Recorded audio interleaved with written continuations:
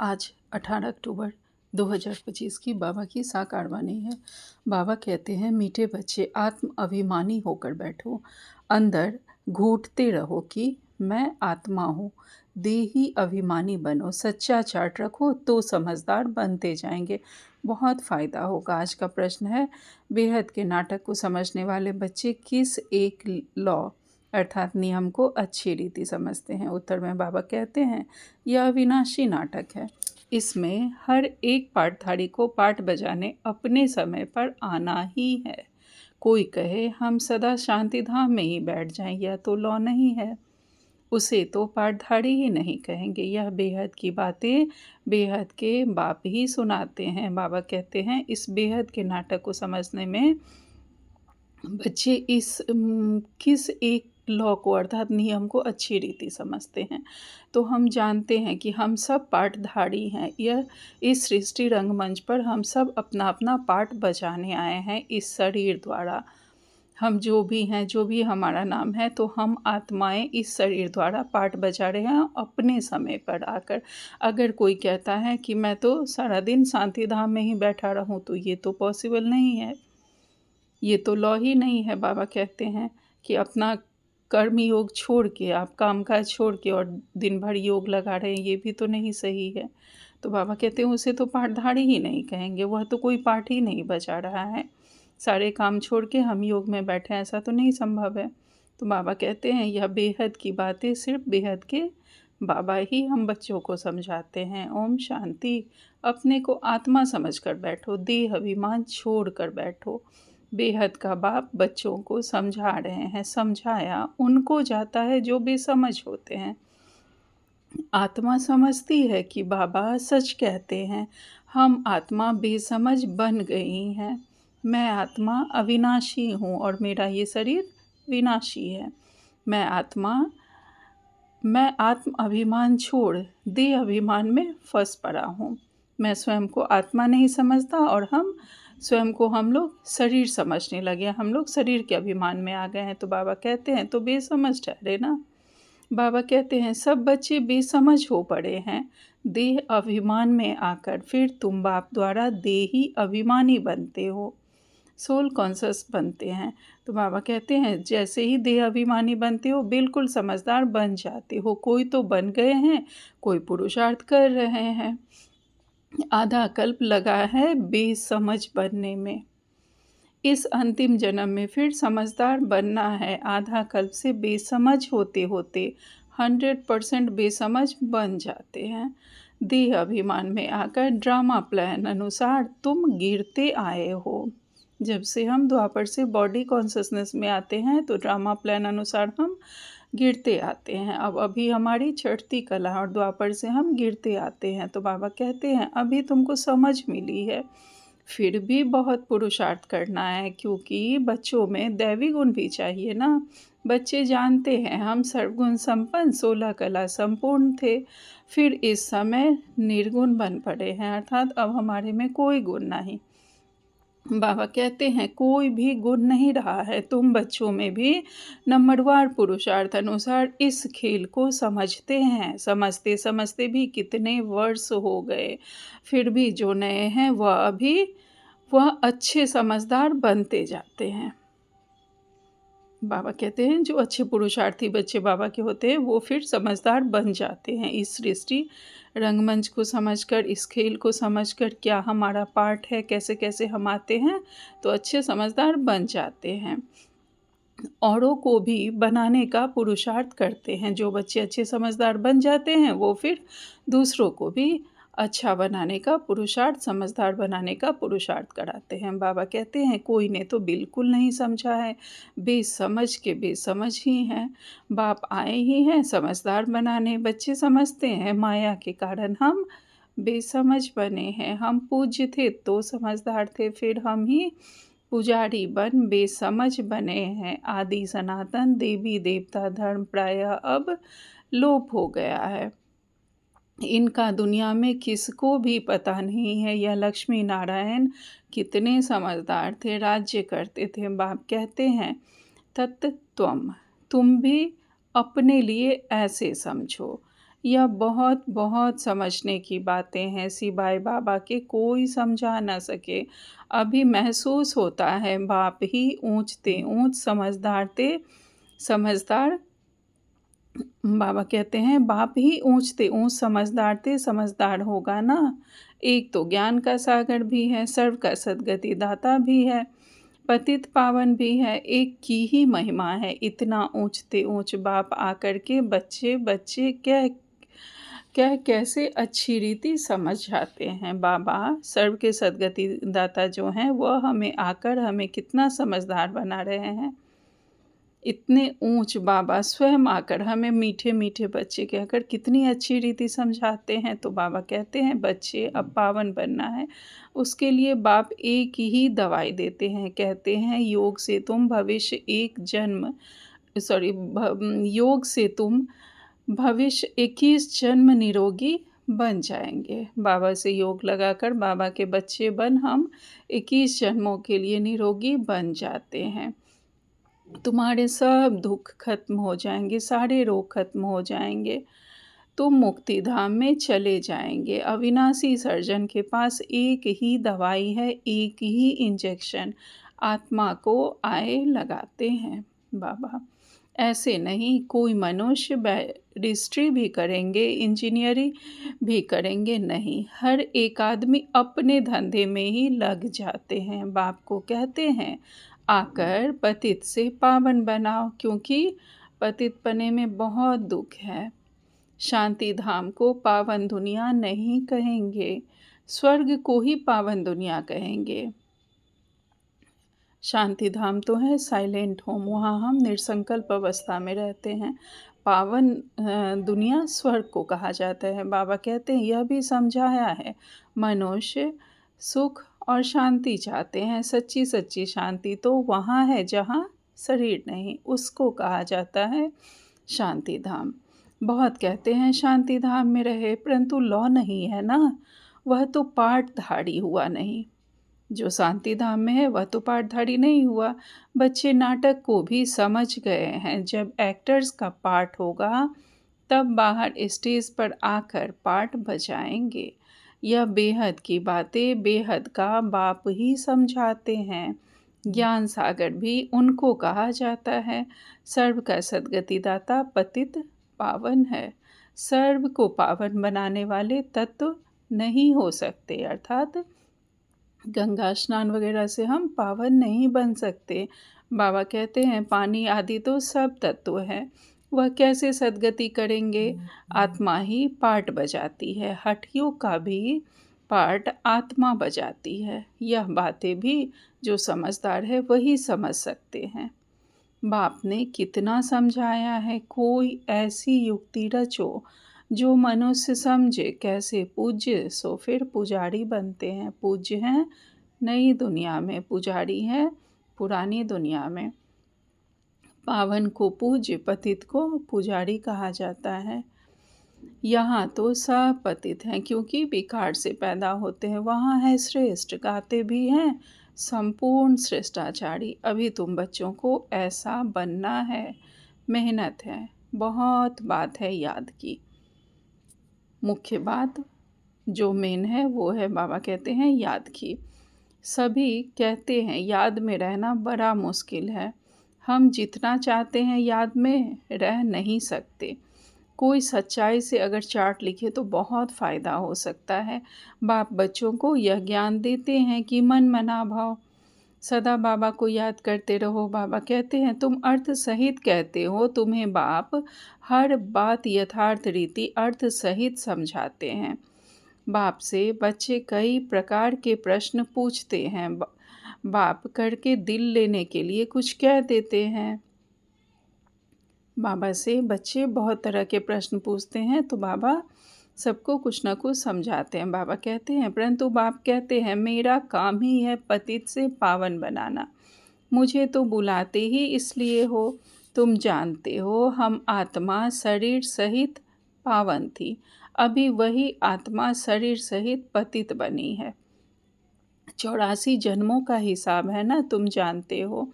अभी यह दुनिया कांटों का जंगल बन गई है। यह लक्ष्मी नारायण तो फूल है ना, उन्हों के आगे कांटे जाकर कहते हैं, आप सर्वगुण संपन्न, हम पापी कपटी हैं। सबसे बड़ा कांटा है काम विकार का। बाप कहते हैं, इस पर जीत पहन जगत जीत बनो। मनुष्य कहते हैं, भगवान को कोई न कोई रूप में आना है, भागीरथ पर विराजमान हो आना है। भगवान को आना ही है पुरानी दुनिया को नया बनाने। नई दुनिया को सतो प्रधान, पुरानी दुनिया को तमो प्रधान कहा जाता है। जबकि अभी पुरानी दुनिया है तो जरूर बाप को आना ही पड़े। बाप को ही रचयिता कहा जाता है। तुम बच्चों को कितना सहज समझाते हैं, कितनी खुशी होनी चाहिए। बाकी किसका कर्म भोग का हिसाब किताब है, कुछ भी है वह तो भोगना है। इसमें बाबा आशीर्वाद नहीं करते हैं, हमको बुलाते ही हैं, बाबा आकर हमको वर्षा दो। बाबा से क्या वर्षा पाने चाहते हो? मुक्ति जीवन मुक्ति का। मुक्ति जीवन मुक्ति का दाता एक ही ज्ञान का सागर है, इसलिए उनको ज्ञान दाता कहा जाता है। भगवान ने ज्ञान दिया था, परंतु कब दिया था, किसने दिया, या किसको भी पता नहीं है। सारा मुंझारा इसमें है, किसको ज्ञान दिया या किसको पता नहीं है। अभी यह ब्रह्मा बैठे हैं, इनको मालूम पड़ा है कि हम सो नारायण था, फिर 84 जन्म भोगे, यह है नंबर 1 में। बाबा बतलाते हैं, मेरी तो आँख ही खुल गई। ब्रह्मा बाबा कहते हैं कि जब उन्हें अपने जन्मों का पता चला तो उनकी आँख ही खुल गई। बाबा कहते हैं, तुम भी कहेंगे हमारी तो आँख ही खुल गई। सच में बाबा ने तो हमारी आँखें ही खोल दी। बाबा कहते हैं, तीसरा नेत्र तो खुलता है ना। तुम कहेंगे हमको बाप का सृष्टि चक्र का पूरा ज्ञान मिल गया है, मैं जो हूँ जैसा हूँ, मेरी आँखें खुल गई हैं। कितना वंडर है। हम आत्मा फर्स्ट हैं और फिर हम अपने को दे समझ बैठे हैं। आत्मा कहती है हम एक शरीर छोड़ दूसरा लेता हूँ, फिर भी हम अपने को आत्मा भूल देह अभिमानी बन जाते हैं। इसलिए अब तुमको पहले पहले यह समझा देता हूँ कि अपने को आत्मा समझ बैठो। अंदर में यह घोटते रहो कि मैं आत्मा हूँ। आत्मा न समझने से बाप को भी भूल जाते हैं। फील करते हो बरोबर हम घड़ी घड़ी देह अभिमान में आ जाते हैं। मेहनत करनी है, सच में हम लोग हमेशा देही अभिमानी नहीं रह पाते, और सबसे मुख्य पुरुषार्थ है। अगर ये हो जाए तो सारा पुरुषार्थ बहुत आसानी से होगा। बाबा कहते हैं, मेहनत करनी है, यहाँ बैठो तो भी आत्माभिमानी होकर बैठो। बाप कहते हैं, हम तुम बच्चों को रजाई देने आए हैं। जब भी हम मुरली सुने तो आत्माभिमानी होकर बैठे, और कोई ना कोई ख़ास पॉइंट हमें ज़रूर टच होती है, वो पॉइंट हमारे लिए बाबा कहते हैं, तो उसे हमें ज़रूर धारण करना है और बहुत अटेंशन से आत्माभिमानी होकर मुरली सुननी है। बाबा कहते हैं, हम तुम बच्चों को रजाई देने आए हैं। आधा कल्प तुमने हमको याद किया है। कोई भी बात सामने आती है तो कहते हैं, हाय राम, परंतु ईश्वर व राम कौन है यह किसको पता नहीं है। तुमको सिद्ध करना है ज्ञान का सागर, पतित पावन, सर्व का सद्गति दाता, त्रिमूर्ति परम पिता परमात्मा शिव है। ब्रह्मा विष्णु शंकर तीनों का जन्म इकट्ठा है, सिर्फ शिव जयंती नहीं है, परंतु त्रिमूर्ति शिव जयंती है। त्रिमूर्ति शिव जयंती है। जरूर जब शिव की जयंती होगी तो ब्रह्मा की भी जयंती होगी। जब शिव आएंगे तभी ब्रह्मा आएंगे। शिव की जयंती मनाते हैं, परंतु ब्रह्मा ने क्या किया, लौकिक, पारलौकिक और यह है अलौकिक बाप, यह है प्रजापिता ब्रह्मा। बाप कहते हैं, नई दुनिया के लिए यह नया ज्ञान अभी तुमको मिलता है, फिर प्रायः लोप हो जाता है। सतयुग में यह ज्ञान हमें याद भी नहीं रहेगा। बाबा कहते हैं, जिसको बाप रचता और रचना का ज्ञान नहीं हो, नहीं तो अज्ञानी ठहरे ना। जो बाप को नहीं पहचानते, बाबा की रचना को नहीं पहचानते, तो वो अज्ञानी है ना। अज्ञान नींद में सोए पड़े हैं। ज्ञान है दिन, भक्ति से है रात।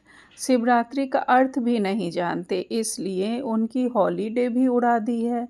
अभी तुम जानते हो बाबा आते हैं सबकी जोत जगाने।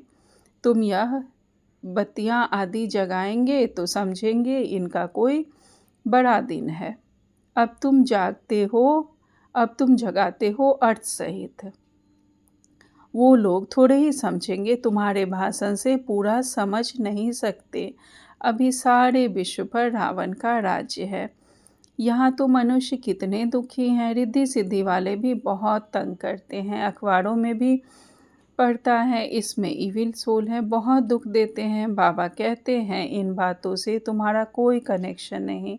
बाप तो सीधी बात बताते हैं, बच्चे मुझे याद करो तो तुम पावन बन जाएंगे, तुम्हारे सब दुख दूर हो जाएंगे। अच्छा, मीठे मीठे सिकिलदेव बच्चों प्रति माता पिता बाप दादा का याद प्यार और गुड मॉर्निंग। रूहानी बाप की रूहानी बच्चों को नमस्ते।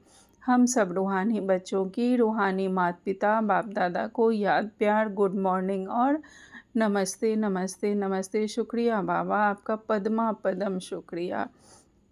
आज धारणा के लिए मुख्य सार में बाबा ने पहली पॉइंट कही है, यथार्थ रीति बाप को याद करने व आत्म अभिमानी बनने की मेहनत करनी है। सच्चाई से अपना चार्ट रखना है, इसमें ही बहुत बहुत फ़ायदा है। दूसरी पॉइंट में बाबा कहते हैं सबसे बड़ा दुख देने वाला कांटा काम विकार है। इस पर योग बल से विजय प्राप्त कर पतित से पावन बनना है। बाकी किन्हीं भी बातों से तुम्हारा कोई कनेक्शन नहीं है। आज बाबा ने हमें वरदान दिया है धर्म युद्ध में विजयी भव। बाबा कहते हैं प्रैक्टिकल जीवन द्वारा परमात्म ज्ञान का प्रूफ देने वाले धर्म युद्ध विजयी भव। प्रैक्टिकल जीवन में बाबा के ज्ञान को हमें प्रूव करना है कि बाबा के ज्ञान से हमने क्या पाया। बाबा कहते हैं अभी धर्म युद्ध की स्टेज पर आना है। उस धर्म युद्ध में विजयी बनने का साधन है आपकी प्रैक्टिकल जीवन, क्योंकि परमात्म ज्ञान का प्रूव ही प्रैक्टिकल जीवन है।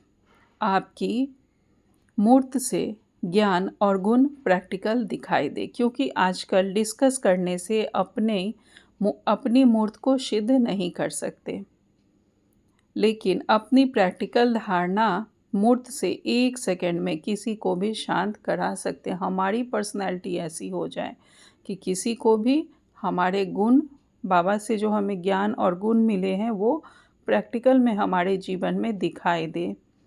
हम अपनी बातों से किसी को सिद्ध नहीं कर सकते हैं। आज हम देख ही रहे हैं कि आत्माओं की स्थिति इतनी कमज़ोर हो गई है कि कोई भी ज्ञान बहुत सुनना नहीं चाहता है। तो हम अपने पर्सनैलिटी द्वारा किसी को भी बाबा का ज्ञान और गुणों को सिद्ध कर सकते हैं और प्रैक्टिकल में दिखा सकते हैं और 1 सेकंड में किसी को भी शांत करा सकते हैं धारणा मूर्त बनकर। स्लोगन में बाबा ने कहा है आत्मा को उज्जवल बनाने के लिए परमात्म स्मृति से मन की उलझनों को समाप्त करो। आत्मा को उज्जवल बनाने के लिए बाबा को याद कर मन में जो भी उलझन हो उसे हमें समाप्त करना है। जब बाबा को हम याद करते हैं तो किसी भी बात में अगर हम उलझते हैं तो बाबा की कोई ना कोई पॉइंट ज़रूर हमें टच करती है और मन हमारा शांत हो जाता है।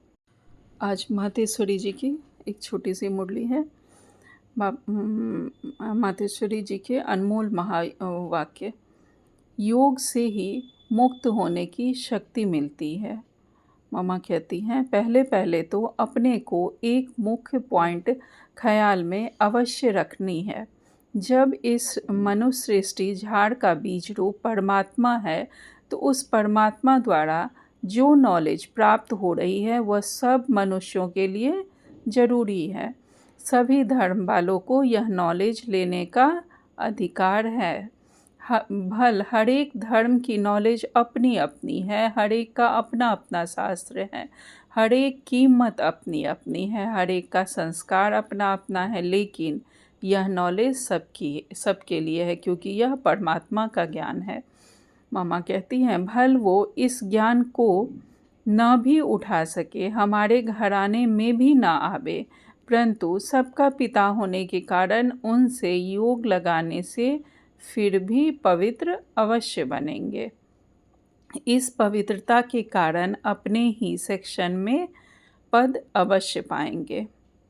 जो भी उनका आने का समय होगा तो अपने सेक्शन में पवित्रता से पद अवश्य पाएंगे, क्योंकि योग तो सभी मनुष्य मानते हैं। बहुत मनुष्य ऐसे कहते हमें भी मुक्ति चाहिए, मगर सजाओं से छूट मुक्त होने की शक्ति भी इस योग द्वारा मिल सकती है।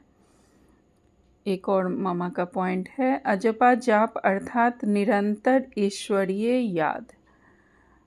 यह जो कहावत है श्वासोश्वास अजपा जाप जपते रहो, उसका अर्थ यथार्थ अर्थ क्या है?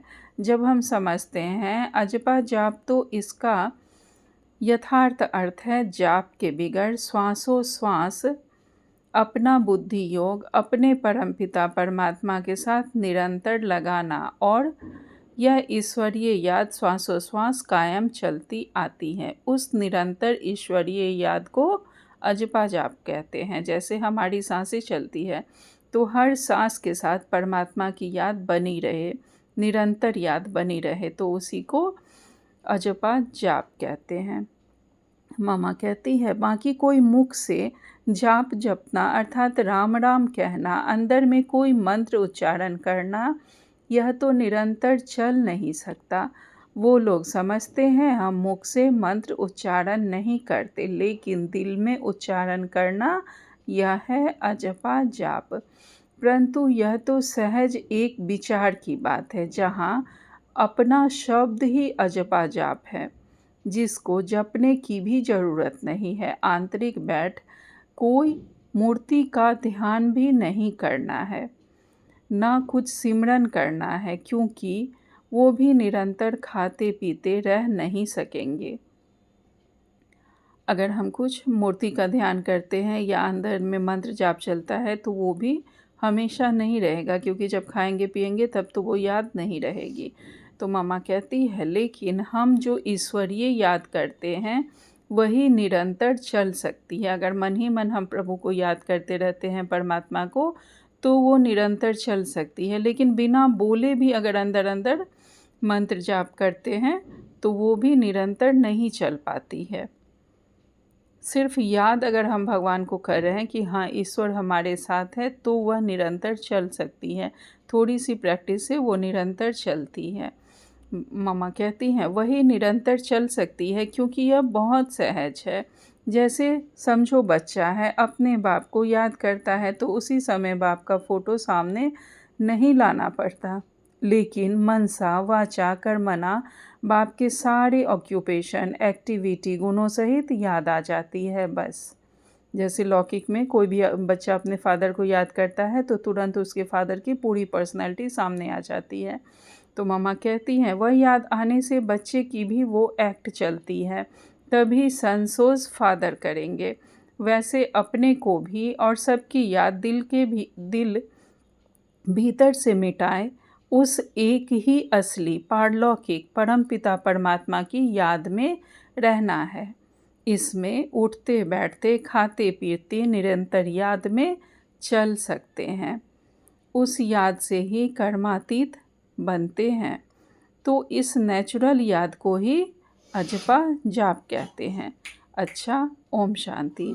आज का अव्यक्त इशारे हैं, अभ्यास की प्रयोगशाला में बैठ योग का प्रयोग करो। अभ्यास की प्रयोगशाला में बैठ योग का प्रयोग करो तो एक बाप का सहारा और माया के अनेक प्रकार के विघ्नों का किनारा अनुभव करेंगे। बाबा का सहारा मिल जाएगा और माया के किसी भी वार से हम बच जाएंगे, किसी भी तरह के विघ्नों से बच जाएंगे। अभी ज्ञान का सागर, गुणों का सागर, शक्तियों का सागर में ऊपर ऊपर की लहरों में लहराते रहो। ज्ञान के सागर में, गुणों के सागर में और शक्तियों के सागर में।